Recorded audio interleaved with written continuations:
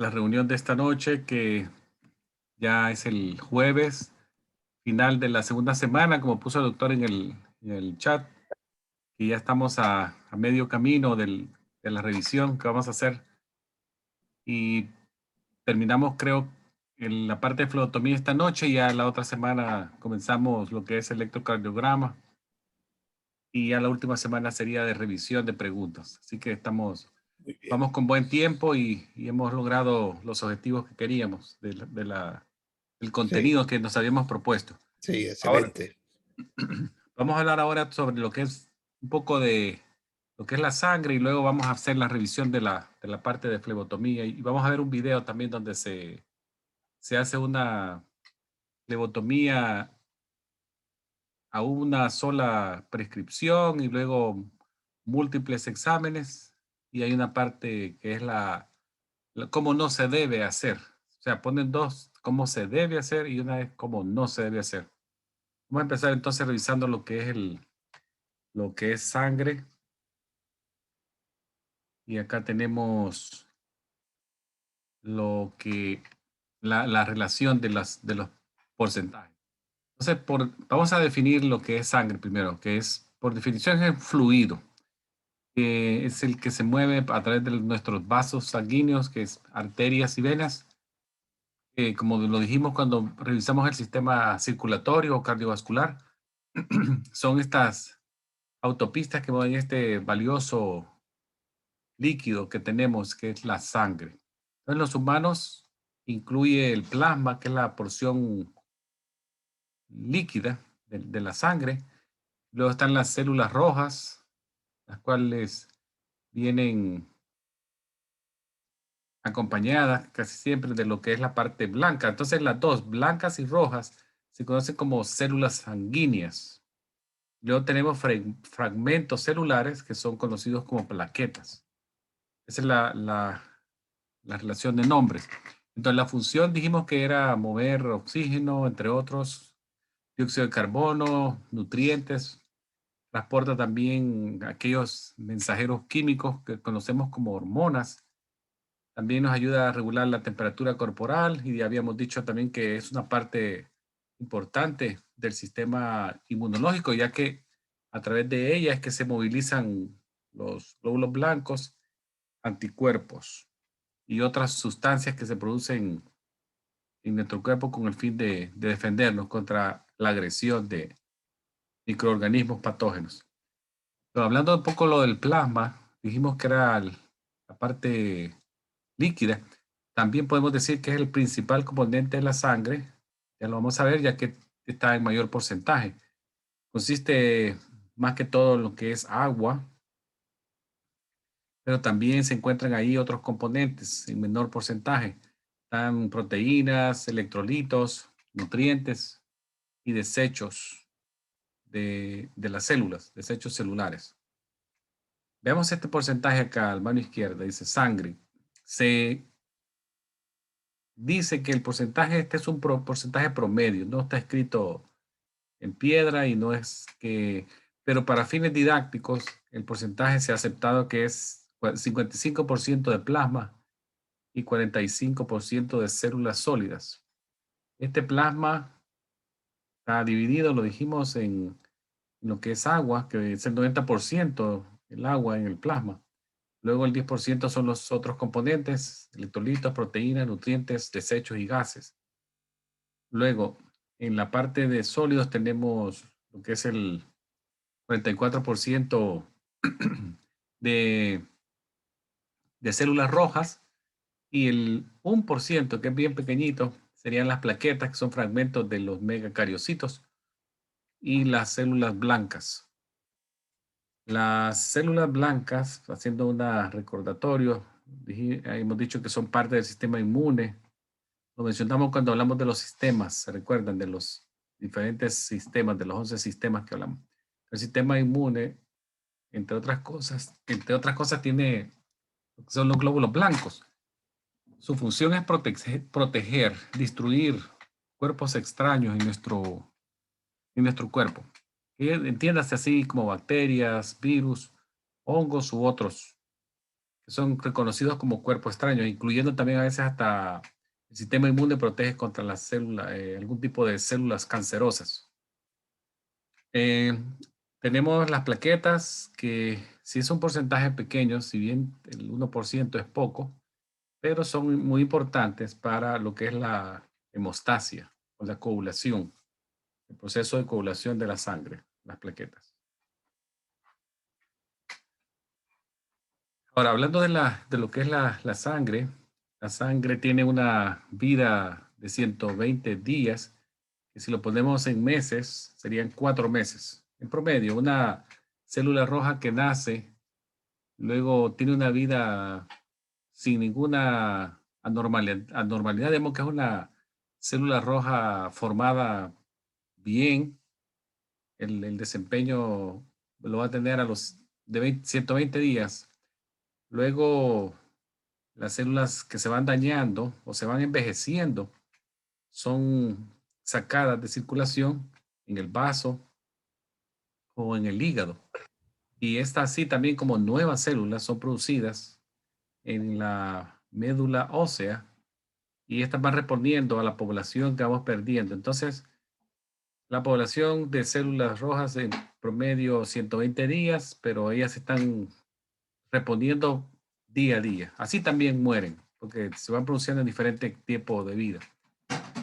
La producción de las células rojas es controlada por una hormona, que acá lo pongo, eritropoyetina, que es producida a nivel del riñón, ahí se libera, y básicamente lo hace a respuesta de una concentración baja de oxígeno, la eritropoyetina. Esa es la forma endógena, la que se produce del cuerpo. Pacientes con insuficiencias renales pueden tener alguna deficiencia de eritropoyetina, pero actualmente ya se puede de forma exógena inyectárselas y la eritropoyetina funciona de la misma manera que una eritropoyetina producida por nuestro cuerpo y hace esa estimulación de producción de glóbulos rojos. Ese proceso de formación de células rojas, de los componentes de la célula roja, se conoce como hematopoiesis. Acá se los puse en rojo. Hematopoiesis es el término que se ocupa para describir la formación de células rojas. Y esto ocurre desde el periodo embrionario, desde que somos embriones hasta el momento de nuestra muerte. O sea, ese proceso no se detiene por nada. Se está haciendo, lo que sucede a veces es que disminuye la cantidad. La hematopoiesis baja en algún porcentaje, podría bajar, pero no se deja no deja de existir. Entonces, de que se desarrolla embrionario y sigue a través de la adultez y hasta la vejez y que la persona fallece. Ustedes ven acá, creo que esta imagen también se las mostré cuando vimos lo que eran los sistemas. Dijimos que de las células madres, que se conocen como stem cells, son aquellas que la stem cell siempre está produciendo doble línea. Una línea que se vuelve a circular y no deja de ser stem cell para que la producción esta no se termine. Y otra línea que se diferencia en muchas otras, por lo menos lo que hablamos de la línea roja. Si ustedes pueden ver, al lado izquierdo se están produciendo eritrocitos, hay componentes de plaquetas. Luego tenemos otros que son encargados de producir, por ejemplo, linfocitos T y linfocitos B. Los linfocitos B van a producir anticuerpos. El linfocito T sigue una inmunidad celular. Luego tenemos otras células blancas como basófilos, eosinófilos, neutrófilos, macrófagos. Y esto es el producto de una sola línea que se está diferenciando proveniente de una célula madre o stem cells.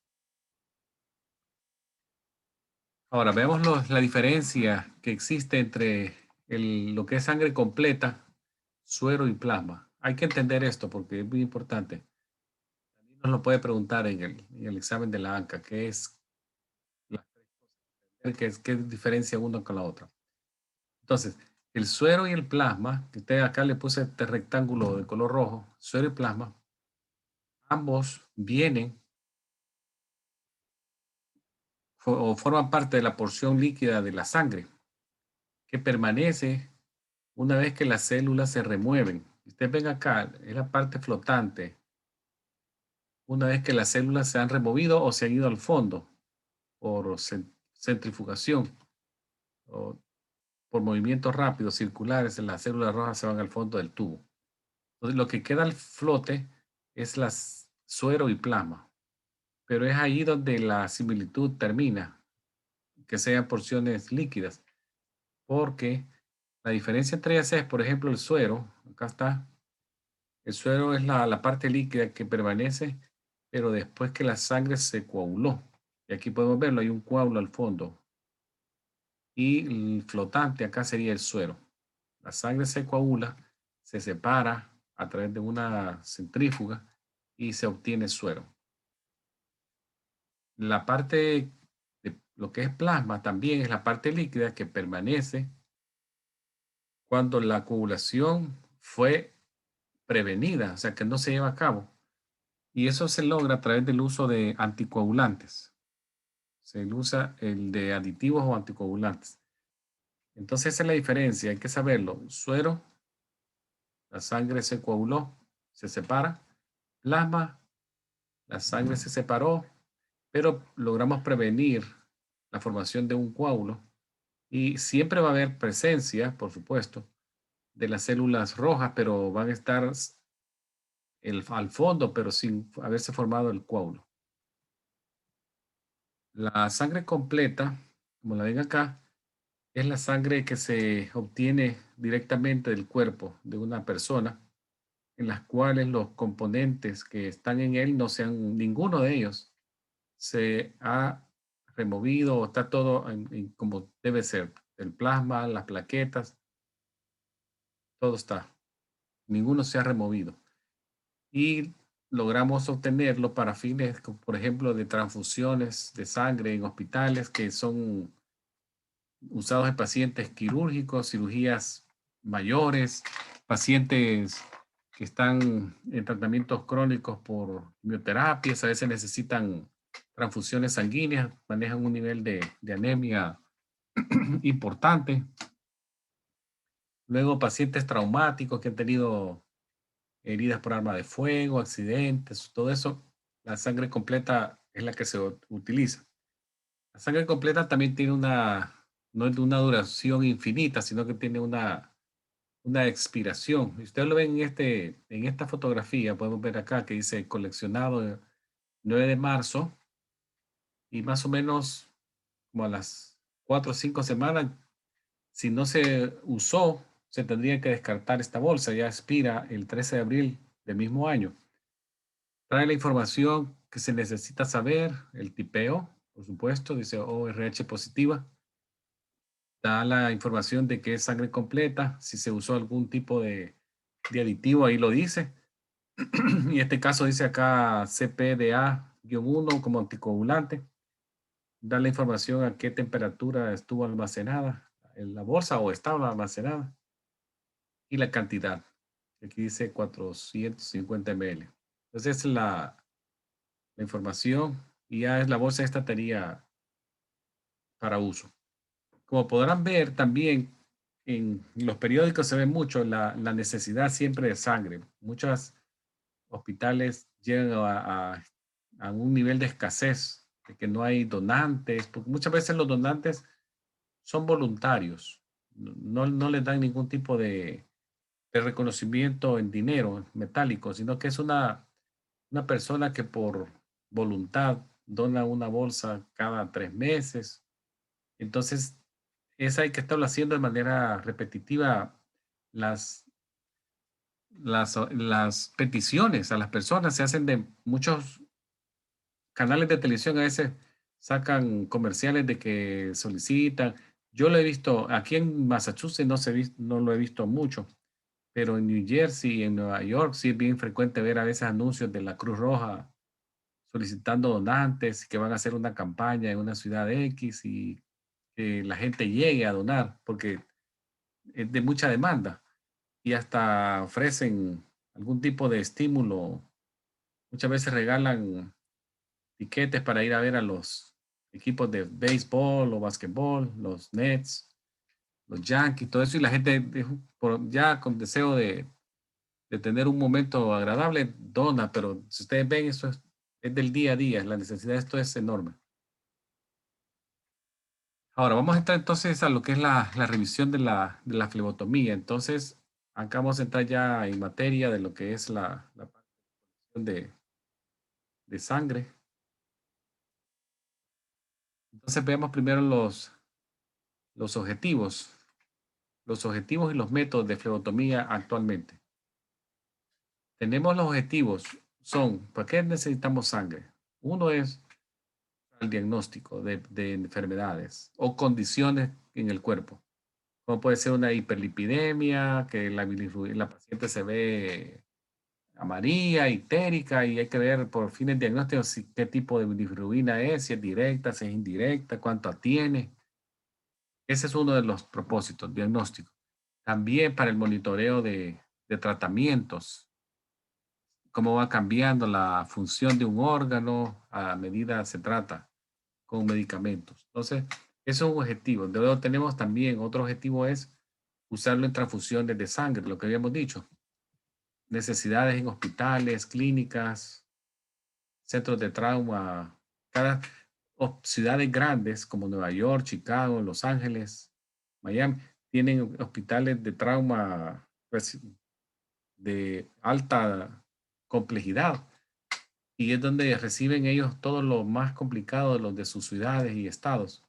Entonces, ahí siempre se necesita sangre. Entonces, otro propósito es esa, lograr obtener sangre para transfusiones. Otro es para propósito terapéutico, podría ser una policitemia donde se le hace remoción de volumen, remover sangre. Los métodos que se usan, que usamos actualmente. Está la venopunción, que es la colección de la sangre a través de una aguja que se inserta en una vena. La vena puede ser cualquier vena en el cuerpo. No bueno, voy a retirar la palabra cualquiera, porque en el caso de los medical assistant o flebotomistas, en algunos casos, aunque ellos tengan la capacidad y el entrenamiento, en muchos casos por los estados donde ellos residen, algunas áreas, o por ejemplo las piernas y los pies, no están dentro del alcance de un flebotomista o una medical assistant hacerlas, las venopunciones. Sin embargo, se puede hacer, pero no estaría en el alcance del medical assistant. Otro método sería la punción capilar, que es la colección de la sangre, pero vía bien superficial, a través de la piel, punciones en la piel. Ahora, veamos el rol y las destrezas de un flebotomista. El flebotomista puede ser alguien que se entrena para sacar sangre. Puede ser cualquier persona. O sea, hay flebotomistas que se dedican al 100% a hacer solo eso, flebotomista. Pero también hay medical assistant que dentro de sus labores diarias, además de hacer otras cosas como tomar signos vitales, hacer llamadas, preparar la habitación, sacar sangre. En algunas clínicas que son pequeñas, el flebotomista es también medical assistant, entonces se hace un poquito más de multifunción para él, que debe sacar sangre y después ve a un paciente, después saca sangre. Ese es un rol de los flebotomistas. Las destrezas, conocimiento de una anatomía bastante básica, como lo mencionamos en las primeras clases, y dijimos que era conocer los sistemas del cuerpo, conocer la piel, que es el sistema integumentario, que como la piel está ordenada en capas, conocer generalidades del sistema cardiovascular, que ya lo hablamos, las venas, las arterias, que el corazón es el que es encargado de mover sangre, el músculo esquelético y el sistema nervioso. También hay que conocer el equipo, eso lo mencioné también cuando les dije que hay que conocer el equipo con el que se trabaja y las cosas que se necesitan para hacer la flebotomía, como pueden ser agujas, torniquetes, gasas y los colectores, microcolectores, cuando se hace por punción capilar. Otra habilidad es la comunicación, que el flebotomista tiene que ser muy buen comunicador, tiene que saber escuchar y también tiene que saber, además de saber comunicar, darse a entender, porque yo puedo ser un muy buen comunicador en que hablo fluido, mucho, pero no me entienden, porque no hay que hacerlo muy técnico. Acuérdense que cuando se está hablando con pacientes, no hay que usar mucho tecnicismo. El tecnicismo o las palabras médicas se usan más en el ambiente con otro trabajador dentro de la clínica, pero con los pacientes hacer un poquito más simple, pero tratar de que la persona entienda lo que yo estoy tratando de hacer, saberla a ella. Luego viene conocer un poco los aspectos legales de la flebotomía, ya que la flebotomía es un procedimiento invasivo. ¿Se recuerdan que hablamos de la assault, battery, cuando yo no puedo forzar a alguien que se haga la flebotomía si ya me dijo que no? O sea, ya entraría ahí lo que dije de los tort, que son hacer algo incorrecto. Ahora, ¿qué credenciales se necesitan para lo que es la flebotomía? Un certificado. En este caso, el certificado que van a obtener ustedes es el que les va a extender la ANCA, que es la agencia que va a certificar que la persona tiene los conocimientos de un estándar necesario para llevar a cabo esa tarea. Ese es un certificado que en este caso la ANCA les va a dar. La certificación puede ser voluntaria, pero muchas veces es requerida por los lugares donde se trabaja. El doctor lo ha explicado antes. Hay gente que puede sacar sangre y todo, pero le pedían el certificado y si no lo lleva, no trabaja. Entonces se vuelve como una necesidad, una herramienta de trabajo tener el certificado. Requiere pasar los exámenes, como ustedes lo van a hacer, y si nunca lo han hecho, que un entrenamiento que puede ser muchas veces de corta duración, pero se aprenden las cosas básicas. Ahora, también hay que entender que la flebotomía no requiere una licencia. La licencia es un documento que es dado por una agencia estatal. Usualmente son agencias que están bajo el gobernador del estado. Entonces el gobernador tiene muchas agencias bajo de él que son las encargadas de dar licencias. Ahí van las licencias de educación, las licencias para médicos o enfermeras, pero no van en el caso de la flebotomía. O sea, la flebotomía requiere un certificado. La licencia es otra cosa. Sí requiere la flebotomía educación continua, que hay que estarse siempre educando, tomando cursos, eso sí. También otra parte de la flebotomía es la confidencialidad, ya que mucha información del paciente pasa por sus manos y ya lo dijimos que hay que mantenerla de forma privada y confidencial, no compartirla con nadie y guardarla con mucho respeto al paciente y solamente liberar información si él así lo ha expresado a través de un consentimiento. Bien, se le puede dar su información. También recordemos los estándares éticos y la ley, lo hablamos, la ética, ¿qué es la ética? Son leyes? Saber entender qué es una cosa con la otra. Una cosa es saber qué es correcto e incorrecto, pero la ley va más allá del saber. Aquí ya van penalizaciones, ya van como criterios de multas, penas y hasta en algunos casos podría haber hasta cárcel. Entonces, hay que saber todo eso, qué alcance puede tener un acto de uno. Luego lo de la HIPAA, que ya también lo mencionamos en la vez anterior, que era esta acta que, entre otras cosas, habla de seguros médicos, pero también habla de la protección de la salud, de la protección de la información de salud, que era esta PHI, la información de salud protegida. Ahora, veamos un poco sobre la descripción de la importancia de la identificación de un paciente. ¿Por qué es importante que yo sepa que el paciente que está frente a mí es el paciente que yo le debo de hacer la fleotomía? Entonces, eso hay que verificarlo, describir la importancia legal. Perdone, doctor. Sí, diga. Quería preguntarle, o sea, yo vi los videos y tomé las anotaciones, en especial más del protocolo hospitalario. Ahora mismo te acabo de mencionar la protección de salud protegida, la Ah, sí. HIPAA.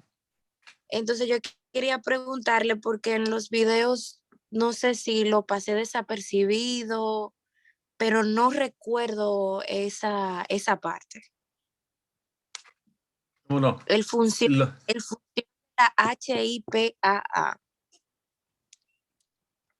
o lo que está acá, lo de la JIPA. Ajá, la HIPAA. Ajá. Sí. Eh, de esa parte de la JIPA, ¿qué es lo que no escuchó? ¿Todo o alguna parte de lo que se habló de la JIPA? Porque En, hablamos ajá, sobre lo que era proteger passwords, no dejar las computadoras visibles hacia los pacientes, sino que tenían que estar a una posición que no la vieran los pacientes en las áreas de espera. Algo que no mencioné y también se debe saber es, actualmente se pueden comprar unos filtros que parecen como que fueran plásticos de rayos X, que ajá, se le puede poner frente a la pantalla de la computadora y eso lo que hace es que solamente la letra se puede ver si usted está enfrente al monitor.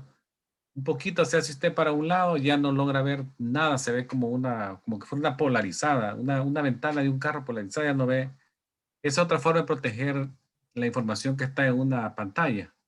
En los bancos se ve mucho, si usted va a un banco, ellos tienen pantallitas, son como unos plásticos que les ponen al monitor.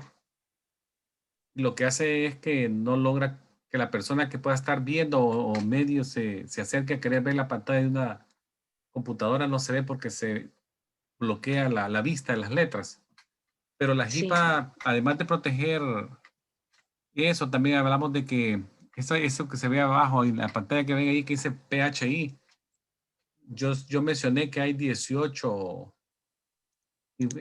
datos que se protegen, que ahí estaba el Social Security, la dirección, fotografías, si había pruebas de ADN, está ahí, si había información del seguro, de los que están con usted en el seguro, su número del seguro, cualquiera este sea, si es un TOFT o lo que sea. Todo eso, la dirección, su correo electrónico, su número de fax, todo eso son cosas que estaban protegidas. Pero también hablamos de las leyes y derechos de los pacientes. Mencioné muchos derechos ahí que decía derecho a un intérprete médico, derecho a tener una copia de su expediente sin costo, derecho a saber el médico tratante. O sea, había mucha información de lo que es además de la protección de su información, también sus derechos como paciente. Hablé bastante de eso. Pero si no pero qué raro que no se haya grabado. Tiene que estar por ahí, tiene que revisarlo nuevamente porque tiene que estar en alguno de los tres Eh, videos que el doctor puso porque hablé bastante de eso. sí, yo vi 4 videos. Sí, Parece que de lo que vi hay uno que no lo vi y ese era el que estaba. puede ser que ahí esté la información que hablamos de lo que era la JIPA. Sí, que Ujú. era esta ley JIPA más o menos está desde 1996, ya lleva como 20, sí, 25 años, 26 por ahí, de ser ya como ley que es bien estricta en todo Estados Unidos. O sea, no importa si el récord es en papel o electrónico, aplica a cualquiera de los dos las modificaciones que se le hicieron y que lo hacen más estricto en el control de la información protegida de los pacientes. Sí. Bueno, vamos a hablar un poquito. ¿Quién me puede decir cuál podría ser una forma que usted utilice para identificar al paciente?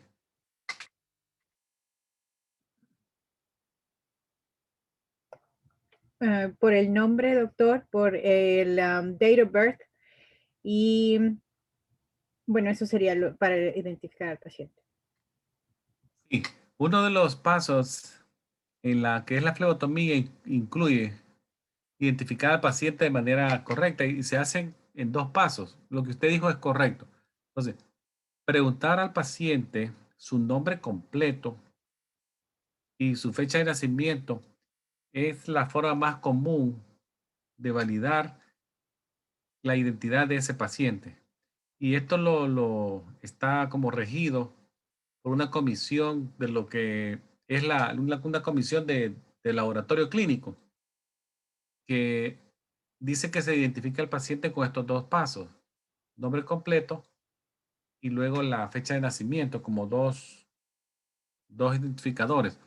Entonces la flebotomía, por ser un procedimiento invasivo, se debe de identificar al paciente de manera plena, o sea, saber que el paciente es el que él dice que es. Entonces, el nombre completo y la fecha de nacimiento. ¿Cuándo se hace esto? Se hace, aquí le puse yo antes y después. Entonces se verifica la identidad del paciente antes del procedimiento y también se verifican las etiquetas que deben de ser colocadas en los especímenes, en la sangre. Luego, después que ya se logró sacar la muestra, también se vuelve a ubicar la etiqueta, se vuelve a revisar con con el mismo proceso. Uno identifica, ve el nombre, ve la fecha de nacimiento. Y esa es una manera de proteger no solo al paciente, porque usted sabe que la sangre que sacó es de él y no la confundió con otro botecito que está ahí de sangre. Y también otra manera de proteger a la clínica. Esas dos formas es muy importante, así que no la olviden, antes y después hay que hacerlo. Entonces, el paciente también tiene el derecho a decir no, a negarse, a pesar de que él llegó, digamos que él llegó, pero de último minuto se echó para atrás. Y ella dice, no, no solo porque llegó y yo ya lo tenía sentado, él está obligado a dejarse que yo le agarre el brazo y lucharme. No, él se puede parar de último segundo y decir, no, no, no, y ya. Entonces, esa es una de las cosas que también hay que entender. El paciente se puede negar a que le saquen la sangre y no por eso usted lo va a obligar. Cuando esto sucede, el flebotomista lo que hace es documenta, debe de documentar el rechazo del paciente a realizar el procedimiento de flebotomía. Y esto hay que hacerlo por escrito. Se escribe en el papel, si es por papel, o se escribe en el expediente electrónico médico del paciente, en donde se hace constar que el paciente dijo que no. Y recordemos que ambos, papel y electrónico, son documentos legales, que usted ya con eso ya queda cubierto a sus espaldas, de que no es que usted no le quiso sacar, sino que él dijo que no y usted pone la fecha, hora, firma y ya. Eso es un documento que puede ser usado en algún caso de un procedimiento legal y es protección para ustedes. No hay que olvidar eso. Ahora, vamos a describir también otros tipos de especímenes que son analizados en los laboratorios clínicos, además de la sangre, para traerlos a la memoria. Tenemos, por ejemplo, orina, que podemos tener orina al azar o este random, significa al azar. Especímenes sin hora específica se coleccionan sin ningún tipo de tiempo, no importa si es la mañana, la tarde o la noche. Mientras el laboratorio esté abierto y colecte, usted puede dar la muestra en ese laboratorio. Usualmente se hacen para analizar generales de orina, o sea, urine análisis, análisis de orinas generales. Algunos otros son más específicos, como los de medio chorro, que lo hacen más como para descartar una infección de la vía urinaria, y ahí ya tienen algunas indicaciones específicas y una descripción de cómo hacerlo. Entonces, el flebotomista o el laboratorista le va a explicar a la persona cómo hacerlo, la muestra, que solamente es a medio chorro. Se descarta la primera orinada y luego a medio orina y se toma la muestra. Luego tenemos la colección de 24 horas, que son muestras que se colectan en un periodo corrido de 24 horas. Comencé hoy a las 7 de la mañana, termino mañana a las 7 de la mañana.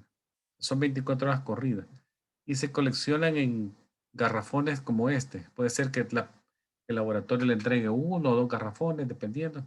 Y si ustedes ven, es de color ámbar, protege la luz, que no afecte la muestra. Y usualmente se deben de mantener en una zona refrigerada o fresca para prevenir el crecimiento bacteriano en la orina. Otras son como muestras de orina también, pero se hacen ya con reactivos en papel, como son estas tiritas, que nos dan información bien rápida sobre el pH urinario, para medir si la orina es acídica, alcalina, y otros hallazgos que pueden haber ahí, como cetonas, sangre, albúmina, bilirrubina, todo eso a través de estos papelitos, tiritas. Y aquí tienen unos colores de comparación. Dependiendo del color que agarre la tirita, ya ellos lo comparan a qué nivel de porcentaje está ese componente específico. Entonces, son bien importantes también y sacan de apuro cualquiera y en el momentito se puede saber, aunque la muestra se envíe el resto al laboratorio para un proceso regular, pero ya usted tiene, por ejemplo, una información inmediata y es una herramienta muy útil en las clínicas. Otros tipos de especímenes que se analizan están los especímenes de esputo, que pueden ser para diagnosticar enfermedades o desórdenes de los pulmones o los bronquios. Y aquí no hay que confundir esputo con saliva, son dos cosas distintas. Lo que se busca es el esputo. Entonces se busca estudiar para sangre, microorganismos, células anormales, para como que fuera una citología, pero es del esputo. Luego también tenemos especímenes de generales de heces, stool specimens, que también se colectan para identificar bacterias, virus, cuando se hacen cultivos, coprocultivos. Entonces, eso es diagnóstico también y orienta mucho el tratamiento. O veamos otra cosa que se me estaba escapando acá, la sensibilidad y cultivo. Esto se usa mucho también para, lo que se hace es determinar el organismo que está en esa muestra. Para eso se hace un cultivo. Y la sensibilidad se hace para ver qué antibiótico funciona contra él. Se puede hacer un cultivo de cualquiera, de orina, un cultivo de heces, un cultivo de secreción de una herida, todo eso es con el propósito de distinguir microorganismos y el antibiótico que le hace sensibilidad, que lo mata. Hay algunos que son resistentes, entonces no tiene sentido darle un antibiótico que la persona es resistente porque no lo va a curar. Se busca que sea sensible. Luego tenemos cultivos de garganta también que son hechos en clínicas, se pueden hacer y nos ayudan a detectar enfermedades causadas por organismos que están en la garganta. Ahí puede ser bacterias, streptococos, algo bacteriano también que sea una epiglotitis bacteriana, pero pues podría ser algo también viral. Luego tenemos los cultivos de las heridas que se hacen en heridas postquirúrgicas, se hacen en úlceras de pacientes diabéticos, úlceras varicosas también que se infectan, o heridas que sean heridas de mordeduras de animales, por ejemplo, que son mordeduras que se infectan y hay que hacer un cultivo de esa secreción con hisopos y luego se determina lo mismo, diagnóstico de la bacteria y la sensibilidad al antibiótico. Entonces eso es muy, muy importante.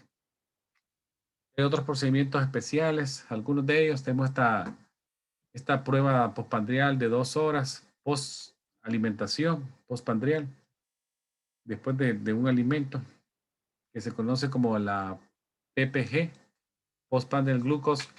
Tenemos pruebas de tolerancia a la glucosa, también usadas en el diagnóstico de problemas del metabolismo de carbohidratos, pacientes que son sospechas de diabéticos.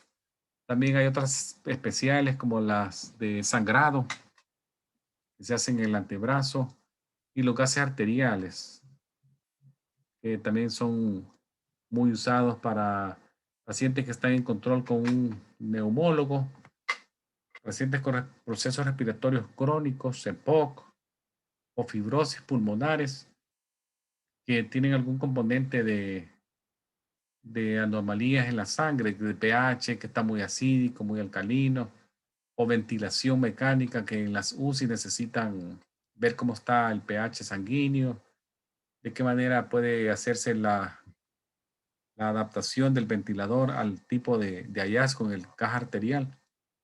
Entonces, esa otra prueba especial que se hace. Ahora, veamos los aditivos ya en lo que es la colección de sangre. Entonces, la identificación de varios tipos de aditivos. Entonces, recordemos que los análisis de sangre requieren preparaciones químicas específicas y con el único propósito de que los valores que obtengamos sean óptimos. Esto significa que sean lo más cercano a la realidad de la sangre que está en el cuerpo cuando se sacó de la vena. O sea, lo más cercano que se pueda obtener el valor de la parte de componentes que queremos identificar. Entonces se ponen algunos químicos en la colección de sangre con este propósito. Entonces veamos cuáles son estos tipos de aditivos. Acá les menciono ETA, sodium citrate, citrato de sodio, separadores de gel, de suero, heparina, litio heparina es uno, el sodium fluoride y los cultivos que se usan, los medios de cultivo que se usan para cuando se saca sangre y se van a hacer cultivos de sangre. Entonces, los aditivos en los tubos, eso es lo que se trata de que se mantengan los niveles de los químicos en la sangre tan cercanos a como fueron removidos. Este sodium citrate, sodium fluoride que está acá, por ejemplo, los niveles de glucosa que se sacan para diagnóstico de enfermedades como diabetes, lo que se pretende es que este sodium fluoride que se encuentra en los tubos grises, ya lo vamos a ver, lo que hacen es preservar la glucosa por más tiempo. Entonces, los análisis son más fidedignos, son análisis que le dan lo más cerca del hallazgo en la sangre del paciente. El sodium fluoride es un antiglicolítico, preservante de glucosa. El ETA acá, veámoslo de arriba para abajo, así de manera rápida. Luego lo vamos a ver por el color del tubo. Estos dos son anticoagulantes químicos, el ETA y el sodium citrate. Este separador de gel se usa para separar las células rojas, como lo vimos en el dibujo que les mencioné al principio de la conversación, donde estaban los dos tubos que dijimos suero y plasma.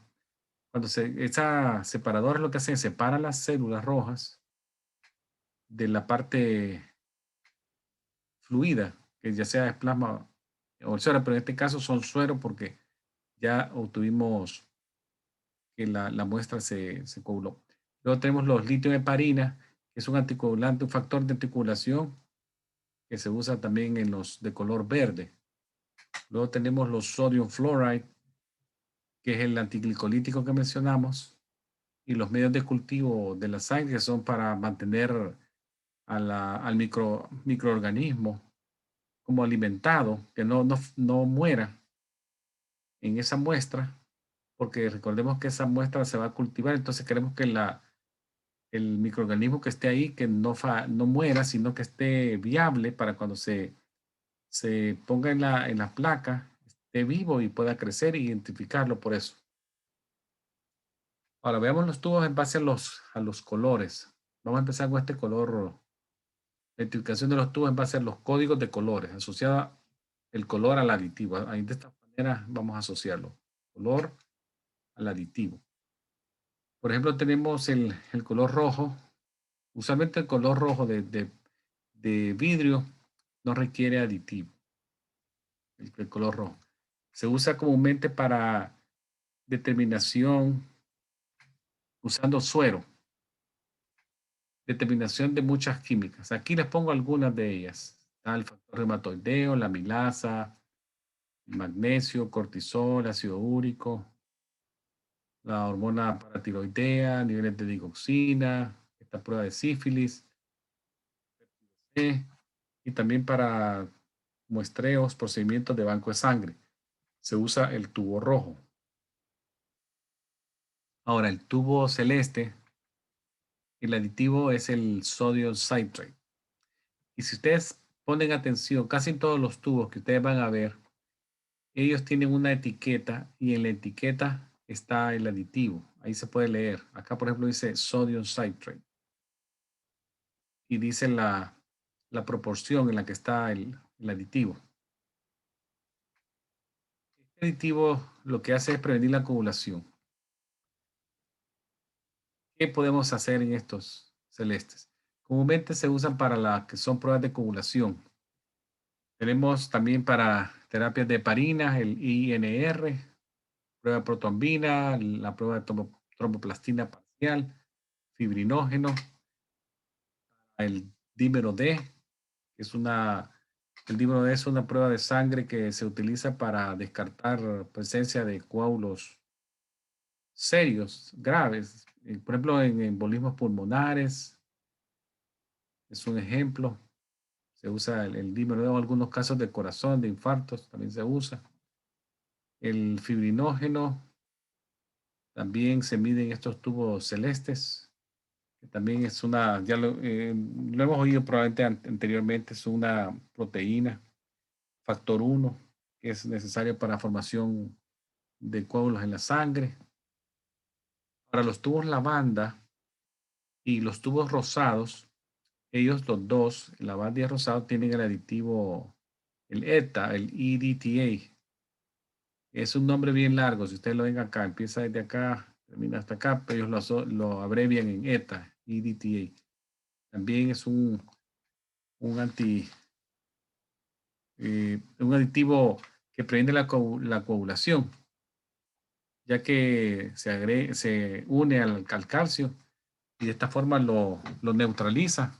Y sabemos que el calcio es necesario para la formación de los coágulos. La banda se usa para pruebas de hematología.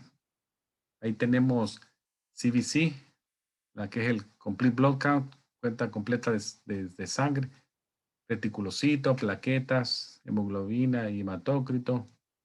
Tenemos eritrosedimentación, CUM directo, otro que se hace en esta. El CUM directo es una prueba que se usa o un examen para las anemias, para el estudio de las anemias hemolíticas autoinmunes, que se ve mucho, por ejemplo, en los casos, en algunos embarazos. Él hace esta prueba de CUM directo, ya que detecta anticuerpos o complementos agregados a la superficie de las células rojas. Ahora veamos el rosado, que es el otro que también usa el EDTA o el ETA. Este también se usa para pruebas de hematología. Ahí está el tipeo y RH, las evaluaciones de anticuerpos, pruebas cruzadas, el crossmatch y lo que es el ROGAM, el ROGAM Workup, que se conoce.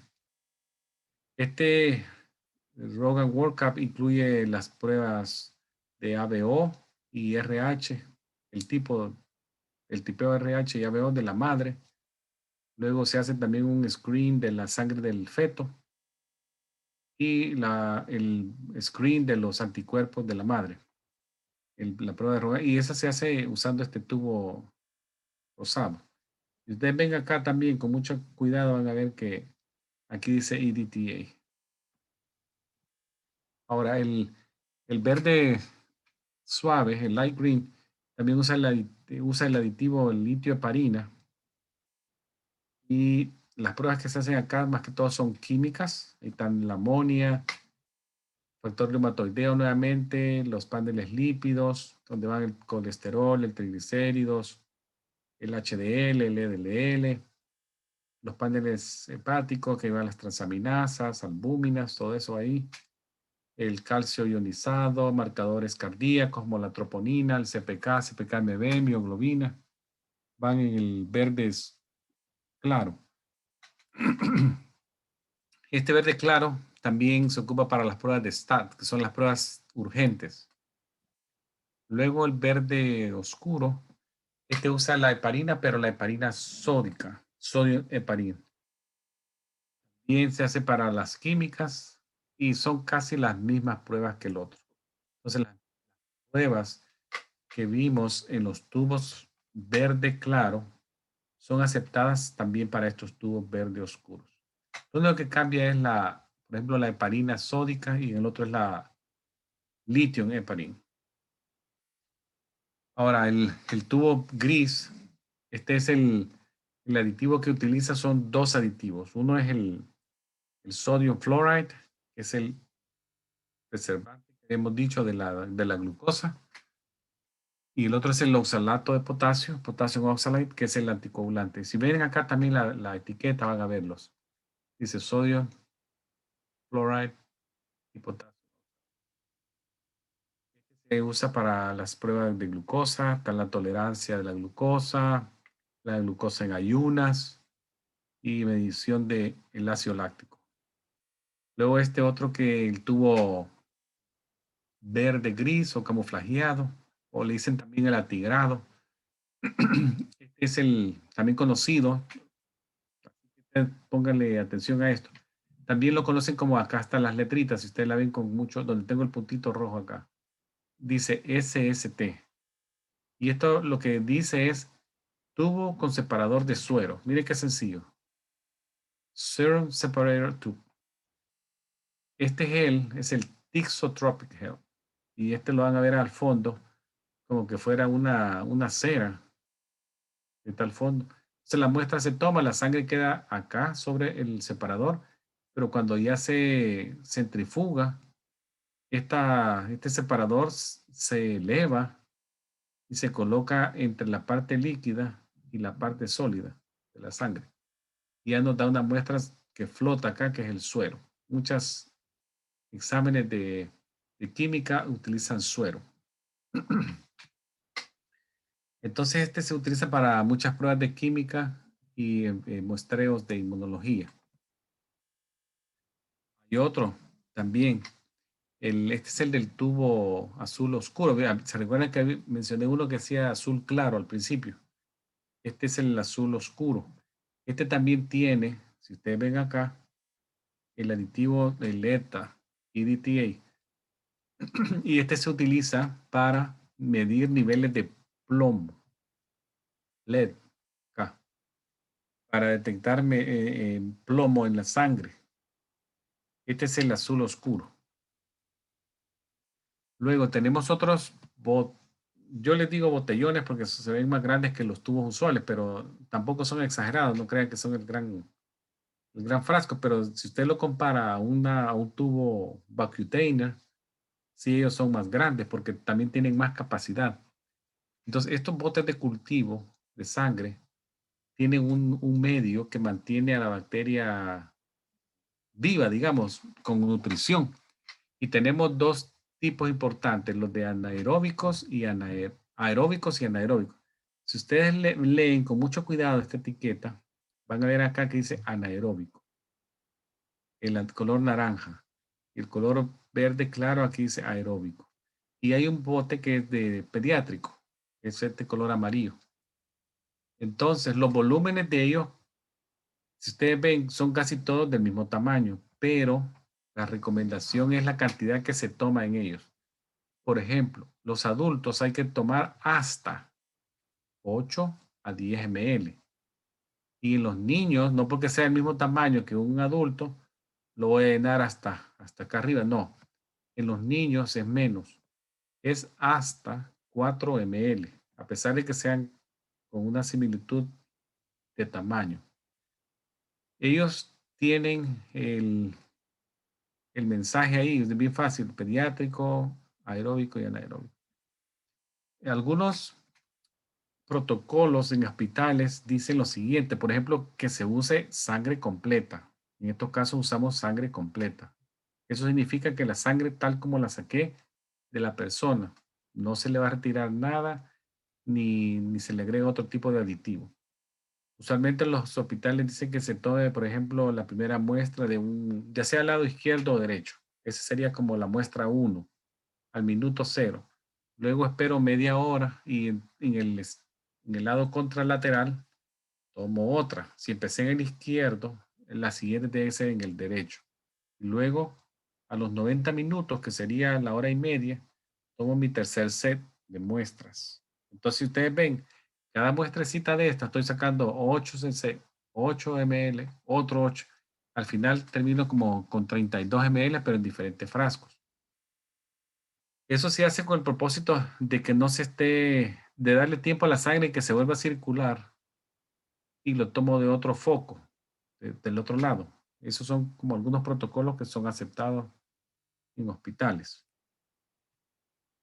Entonces, vamos a ver entonces que algunas, algunas sustancias que interfieren con el análisis de la sangre.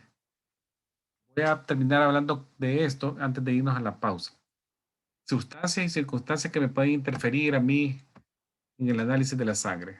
¿Qué puede ser? Uno, que use el tubo incorrecto para la prueba que quiero.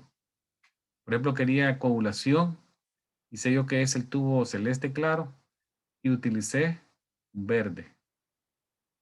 Voy a sacar glucosa, era el gris y utilicé un celeste claro. Todas esas cositas que me pueden interferir en el análisis. Eso puede ser. Otro es que no siga el orden correcto de los tubos. Ellos tienen un orden en el que van, ya lo vamos a mencionar. Que sacuda mucho al tubo. Los movimientos que se le hacen después de que la sangre está en el tubo son movimientos suaves, de inversión, lo muevo a la derecha, a la izquierda. Ya lo vamos a ver en el video, vayan a ver.